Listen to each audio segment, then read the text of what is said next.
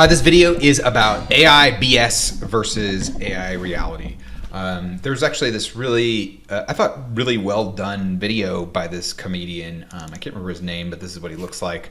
That I thought was actually really thoughtful and really well done in a lot of ways. And he had a lot of points about things that I think were practical and realistic, but that also sometimes I think missed the point and missed the conclusion. And so I thought it would be useful to shoot a separate video talking about some of the stuff that is BS, because he brings up a lot of valid points. And I do recommend you watch it, especially if you're feeling too high on AI and you think it's like the best thing ever and it's going to be able to do everything. And you also, find yourself wondering, like, is this really AI? And this is a valid point that he brings up. He says it's a real field of computer science, but a lot of what we're seeing right now is AI marketing, where people just slap AI on things. And I think I remember I saw a picture, a political cartoon, where basically somebody had named a book AI, a boat AI, and then the company paid for it because it had AI in there. It's a really funny joke about like AI pizza, AI volume knob, stuff like that. That is just sort of like, hey, just trying to market things and say it because it's hot right now. And he kind of compares it to like crypto and the metaverse. So I'd say the metaverse is dead. Crypto, I think, made over promises. I don't know if there's really a potential there for it to do nearly as much value as some of the people that talked about it. Additionally, there's a lot of jokes going around. There's a lot of people who were super into crypto that are now super into, they're crypto experts, and now they're AI experts. That's not me. I never really was that interested in crypto. I did have some Bitcoin that I sold at about between $42,000 and $45,000 when it was at that point. And I was never really a super big believer in crypto, just because it just wasn't obvious to me. And that doesn't mean that there isn't there. It wasn't obvious to me, like the kind of the broad applications for it. It seemed like there was some potential with the blockchain, but there's also some major issues with the blockchain. So I think people being disappointed in it is accurate. And the metaverse, I immediately dismissed. I don't even really know what the objective was there. I thought that was even dumber. And I remember hearing something like Disney had like a team of 20 or 50 people who were just for the metaverse, which is kind of crazy to me that they laid off, as the metaverse basically is dead. And he talks about like an AI DJ. I like his term AI tech bros, which I'm not sure if I count as that. Probably not. I think I'm a little bit more reasonable. I'm not trying to say AI does everything. Maybe I do sometimes say that just to be joking. With the 42 robots thing, it's a reference to Hitchhiker's Guide to the Galaxy, among other things, and where AI is the answer to life and everything. And to some degree, it has the potential to do that. But I think he also acknowledges that there are some genuine benefits for it. So I'm going to go into a lot of his criticisms of AI in specifics and point out where I think he's wrong and where I think he's right, or maybe a lot of cases he's kind of half right. I still like this. He's really funny. So at a minimum, you should be entertained. He talks about full self-driving. This is something he jumps into pretty heavy. And I think he's right and wrong about this. Elon Musk has been saying full self-driving is coming in a year since 2014. True. He did finally deliver on it, air quotes. I have it in my car. I shot a separate video on it as well, so you can check that out on the channel. But he did kind of deliver on it in 2022, towards the end of the year. Whether or not it's full self-driving or not, I would say no.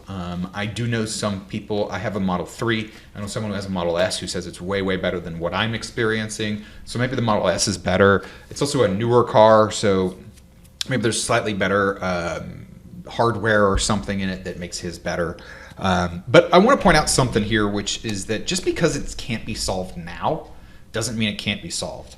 And this is really important to understand, because this seems to be an assumption that I hear over and over again, not just for self-driving, but for all sorts of things. And there's a little bit of a theme in a few other places like this, which envision like the Wright brothers, where we started off at was so far from, you had these old-timey pictures of these guys like flapping their wings and thinking that that's going to help them fly. And I bet the people at the time thought, what idiots, of course we can't fly. Humans can't fly. That's dumb.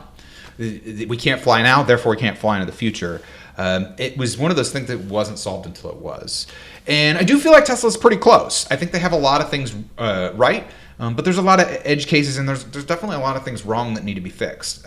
I've always thought for 20 plus years that this is actually a very complex problem, but very solvable. Just because of the nature of the way driving works, I feel like it is something that can be figured out.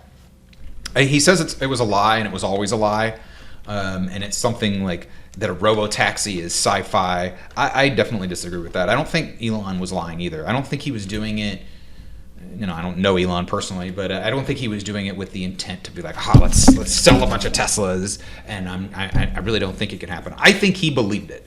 I think he believed we're going to solve this, and we're very close. For a very long time, he's felt that way. And so I do, I think that's not fair to say that he just has been lying this whole time. It is, kind of frustrating, as a Tesla owner who bought full self-driving 4 years ago to just get it now and have issues. Yeah, it's not, especially if you have motion sickness as I do, don't recommend it. And maybe with the Model S or maybe with a newer version it is better, because my friend did also say his wife has a Model 3 and he said that one is actually still pretty good too, but I believe it's also newer than mine. So just saying it doesn't work now, therefore it won't work in the future is a very bad argument. He also brings up something like, 10 people were killed in 4 months with using full self-driving, therefore it should all be shut down. Whoa. This is a huge mistake that politicians do all the time, and all sorts of other people do all the time, which is they give naked numbers. Okay, well, 10 people were killed. Well, we need to see how many cars with that, how many miles did they actually drive, and per mile, is that less or more than humans driving? My guess is that it's actually quite a bit less, and not just a little bit less, like a lot less. So this is a very disingenuous argument that, 10 people were killed. Of course, 10 people were killed, but how many people are killed with human drivers every year? We're not saying we should take all the cars off the road. That's a really, really bad argument. So this, I still believe that full self-driving will come. I don't know when, and I think Tesla's probably going to be the first to do it, but it's hard to say, especially with Elon being kind of pulled down by Twitter. I think this is one of his worst arguments here, which is that full self-driving doesn't work now, therefore it sucks. Spam. This is a fair criticism. I actually know, I've been in the SEO world for a long time, and I know varying levels of spammers. And this is definitely already happening, and it's actually been happening for years now. AI content in the SEO world has been around 2, 3, 4 years at least, and actually been pretty good even before ChatGPT. So I do have some experience with this. It wasn't great, and it's definitely going to get better in terms of better for the spammers. And this is probably one of the hardest things to solve. I don't really know if this is solvable, especially, some people talk about, OpenAI is going to put a watermark on the text. No, they're not. They can't do that. That's not really feasible. Like, there's just not really a way around that. That's just not. I don't think that's really possible. I think Sam Altman even said that it's not really feasible. Don't quote me on that. But there's some computer scientist, and I think somebody at OpenAI said that, yeah, you can't really do that. Maybe with the images, it's possible to put like a watermark on it, but with the text, I don't think it's there. So, you fully expect that this is going to happen, and actually, I don't really have a solution for it. It's kind of unfortunate. Actually, a little bit of a solution potentially, which is maybe that there's actually AI out there that helps find AI and sniff it out. And so maybe there is something that can actually do that, but I don't really see a full solution. I just kind of have some ideas. Hallucinations. This is a very real criticism as well, where he talks about it gave bad information. This is something that they're very aware of, and I think it got better, not all the way better, but improved from GPT-3 to GPT-4. And I think this is something that should be solvable, and that maybe by GPT-5 it's mostly, if not completely, stamped out. But it also it kind of reflects how the software actually works and what you can actually use it for. I think just being aware of hallucinations and not looking to, at least not right now, not looking to ChatGPT for facts or data to actually give you the proper data from its training corpus of data is just this is the way it's solvable, at least right now. You just don't use it for that situation. Don't trust facts that it gives you, because it will give you wrong facts right now, or it will hallucinate. There is a little bit of prompt engineering you can do. You can say, if you're not sure, not 99, you're not very sure in your answer, say, I don't know, or something like that, something to this effect. Now, there's kind of a downside to this, which is that maybe it has the right answer, but it's not completely sure, and so it still says, I don't know. So this reduces the functionality, but it also could reduce the chances of hallucinations. He talks about search engines and how like chat is not a search engine, like a classic search engine. Now I do, this is much more closely related to what I've been doing directly in my business for a very long time, which is SEO. So I'm very familiar with this, and I've thought about this a lot for years actually, and much more so obviously recently. He brings up, with a search engine, you can actually look at a result and go, oh, this shit is dumb. I think he had like a, is it on turdgobbler69.com? I thought it was a really funny joke, that you would obviously not click on that and you wouldn't trust it. Well, a chat might not be able a chat bot might not be able to tell that. A little bit of a fair criticism. I do think that there are some things that chat will take over from search really quickly, and some things that will take longer. Specifically, like how to find a best plumber, or directions to a restaurant. I know that ChatGPT plugins are enhancing this, but I still think that there's going to be a huge gap, at least initially. It's unclear to me. I think that there's what most likely scenario is that, which is not completely clear because there's all sorts of different things that could happen, is that the chatbots will take a bite out of the search engine market, and that some things that you would use for search engines before, you will use chat for now. But then there's more commercial things like buying shoes, finding a plumber, finding a lawyer, where a chat engine is not really very practical, at least not right now.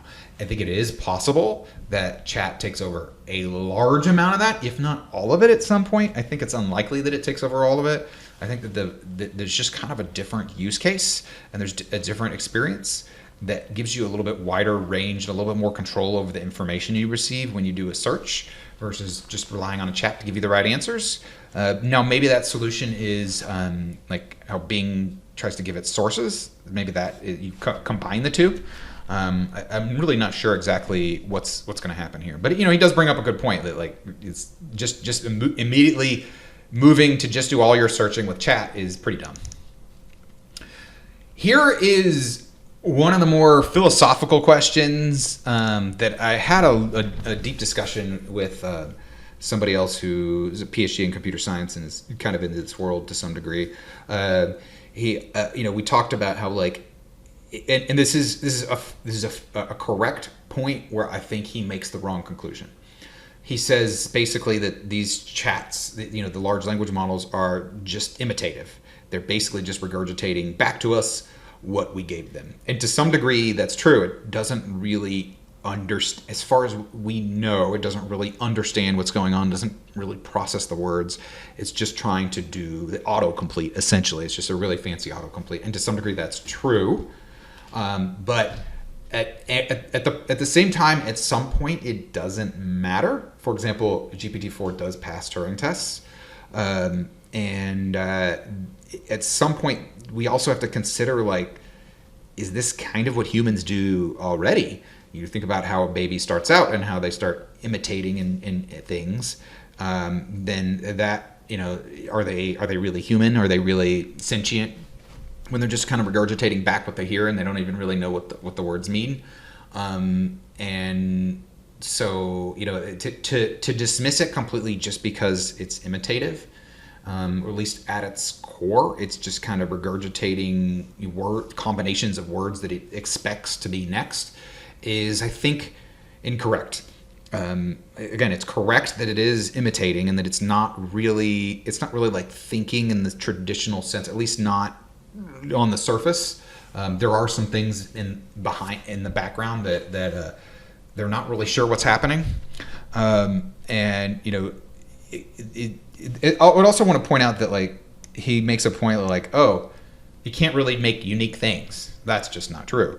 We already know that this is not true because there's AI working on, potential protein folding to solve, all sorts of diseases that humans just couldn't do, just because the sheer scale of possibilities there.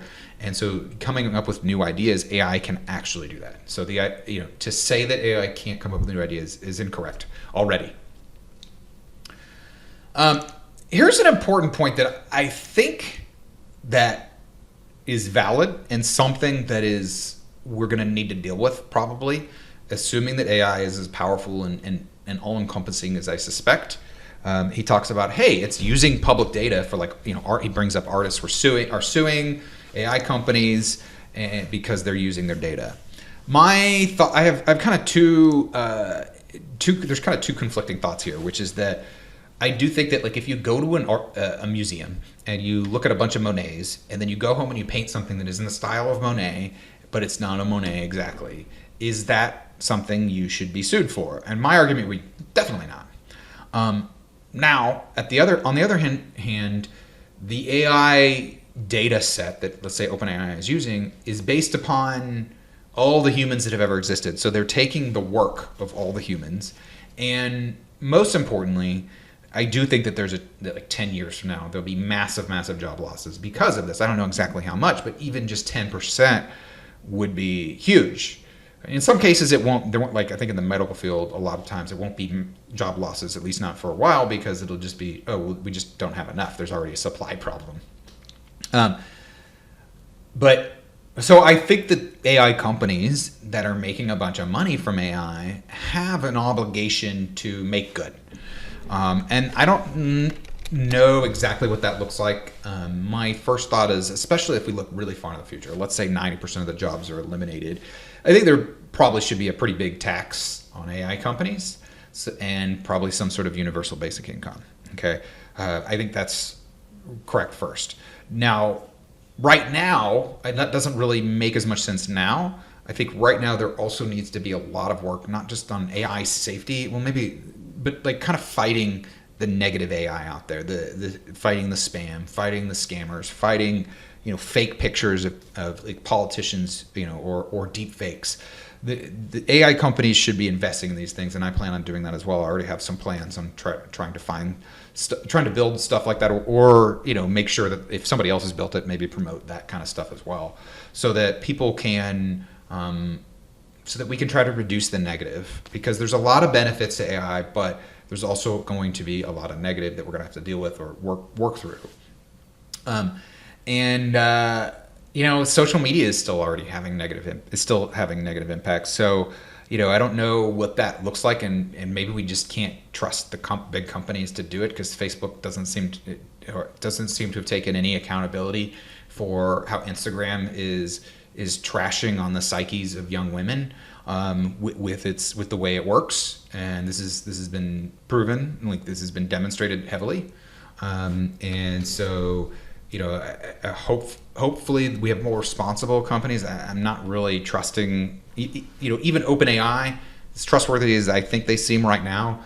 Who knows? Maybe they change ownership or whatever, and something could go very, very wrong. Or Microsoft with Bill Gates, he does seem to have altruistic intentions, so that's good.